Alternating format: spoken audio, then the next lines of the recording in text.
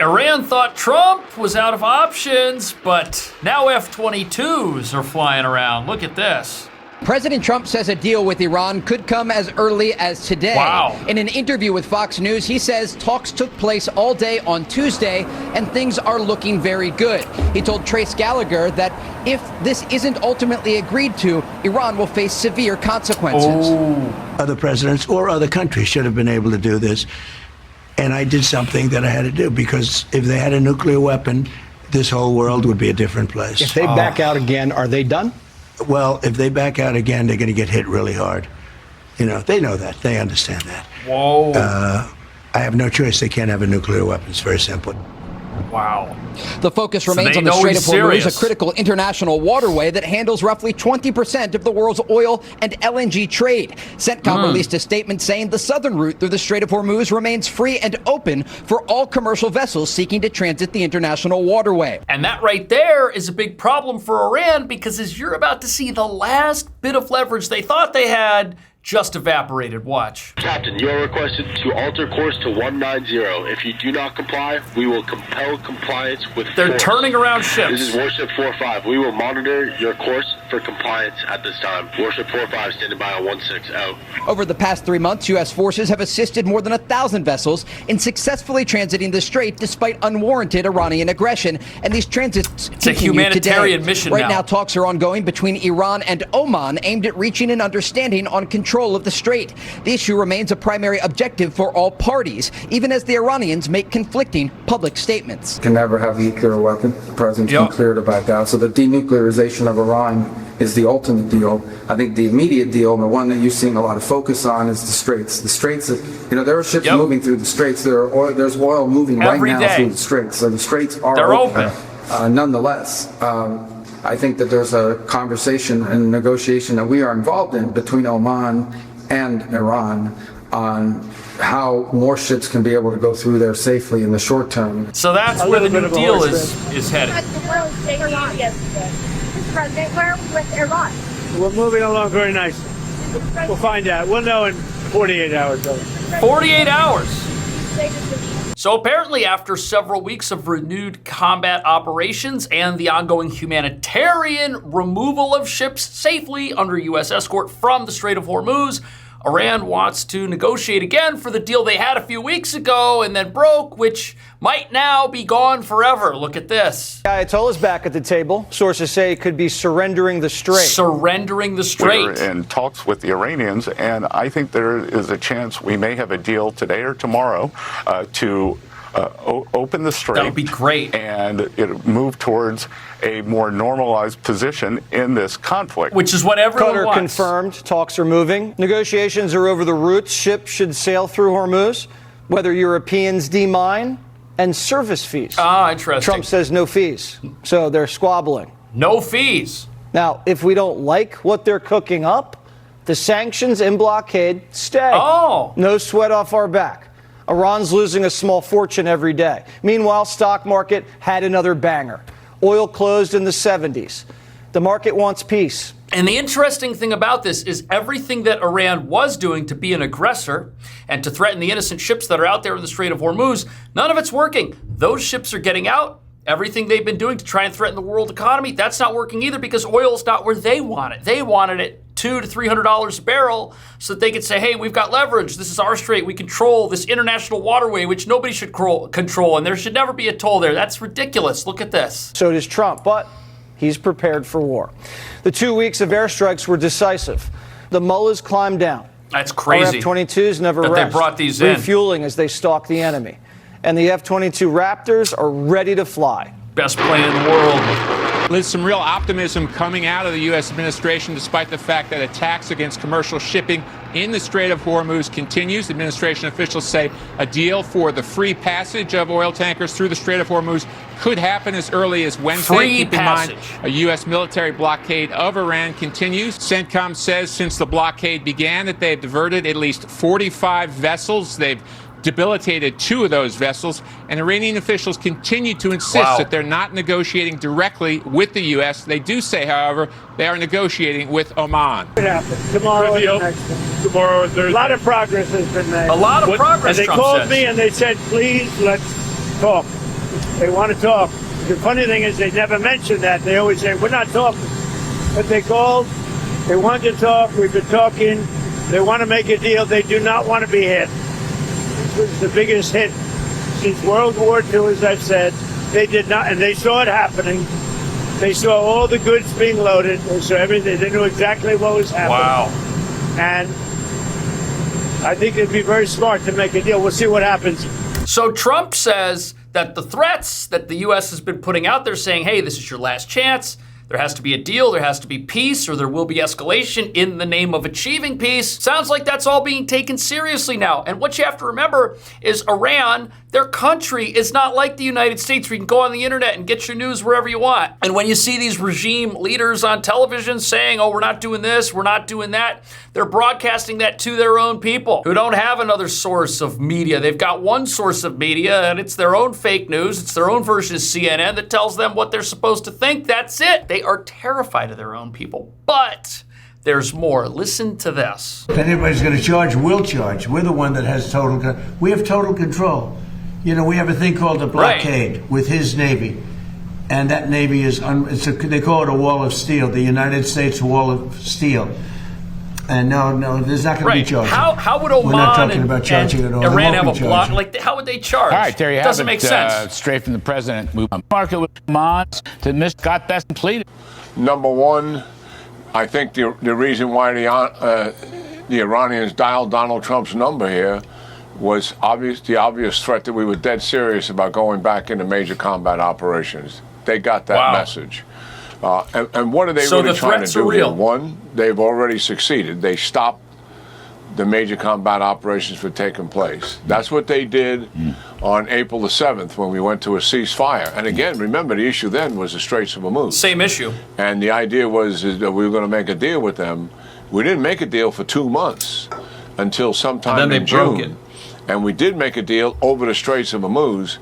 And even though their president signed it, several days later, they violated it, and we went tit for tat in terms of violations, attacks, let's make a deal sort of thing.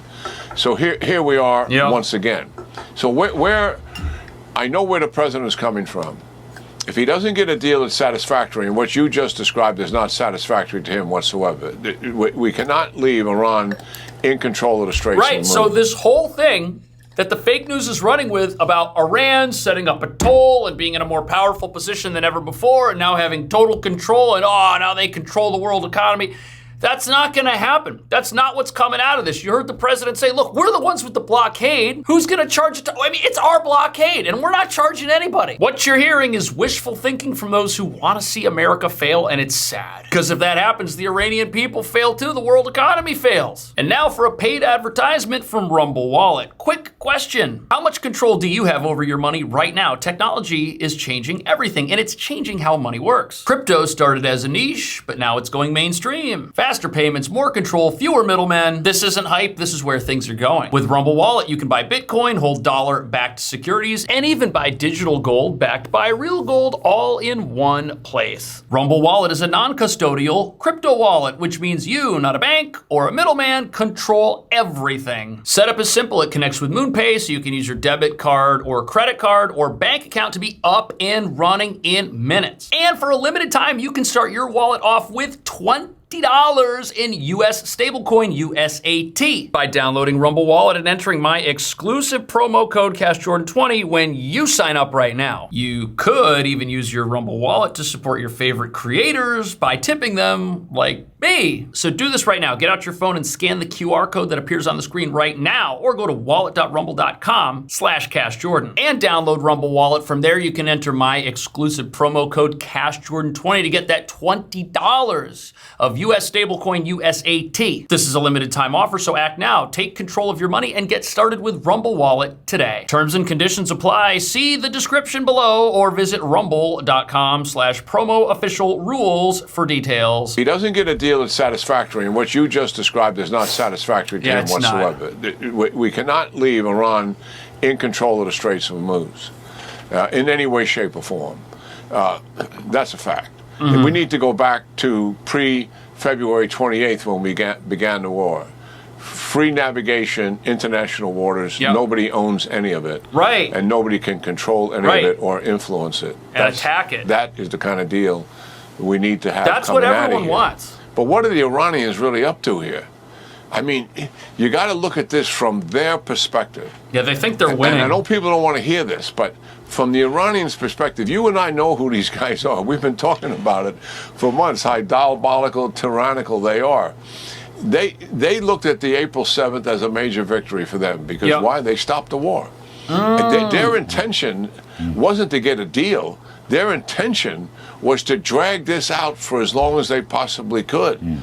And what that means is every time there's talks, to you and I, this looks like the path to getting somewhere. But to them, that's the destination. The talks are the destination. That's where they want to be. They want to have talks forever. But as you're about to see, that's not what the president wants at all. Look at this. They believe the reason why President Trump was willing to stop the war was because of oil and gas prices, and the president hasn't hidden that from us, and the implication of the midterms and political concerns surrounding all of that. The Iranians believe the closer you get to that, the less likelihood that we'd ever go back to major combat operations. Wow. That's kind of in the back of their mind and driving them. So I think we may get a deal on the Straits. They'll drag out the nuclear deal as much as they possibly can. But even if they do get a deal on the Straits, they prove to us. Yeah, we had a deal with them the last time, June the 17th. Both presidents signed it. What did that deal say? We would remove our blockade, and they would have no interference, no fees, no organization, no anything associated with the Straits of Hormuz. Wow. And what happened? Yeah, they did. violated it. So that, I think, is the path that Iran is on, and it's important to understand that. They think that they're going to go back to signing another deal that they can then break whenever they want, and that it's going to take the U.S. 2 or 3 weeks to react to that. That's what they think. But the president and everybody in the U.S. administration here, they think that something different is about to happen. And something must be happening, or else why would they come back out and do a Groundhog Day repeat? That's a little weird, don't you think? Look at this. The path the president is on, good deal or no deal. That's kind of where he is. And if there's no deal, then I'm going back to major combat operations. That's the only time will tell us the answer here. Yes, we have to wait. That's the leverage the U.S. has. And he's looking at the options, and he's the commander in chief. So that's what he has to do, and I think he does his statecraft very, very well. But the one concern I have, General Keane, I don't want. I mean, in a perfect world or whatever, no money for Iran, whether it's tolls or service fees, or we open up the naval blockade and let them sell oil again, or Scott Bessent, who has done such a great job as a wartime Treasury Secretary with all these sanctions. I don't want Iran to have any money because they'll use their money to rearm. Here's the trap that Iran is falling into with their plan to get to the negotiating table and stay there for as long as possible. That actually shows that they have no plan. And what did we see happen just a few weeks ago back in June? We saw them come to the negotiating table, they sign something, their president signs it, and then they break it. That is as far as their planners figured out how to get. And then what happens? The blockade comes right back. And you've got to remember, it's this blockade that they don't like. They lose a small fortune every single day this blockade sticks around. This blockade is siege warfare. Sieges take a long time. So the U.S. is engaged in siege warfare. Iran is just trying to get to a place where they stop an ongoing combat operation. And they want the blockade to go away. It went away for 3 days a month ago, and then it came right back. And the reason for that is because they cannot stick to the deals that they are asking for. Everything they're asking for at the negotiating table, they do not have the ability to abide by, because as a regime, the only way you keep being a regime is you constantly project power and influence and threats. And the second they stop doing those things, which are what all of these deals entail, is the second they stop being a regime, their people are going to realize, hey, they're not out there threatening anybody.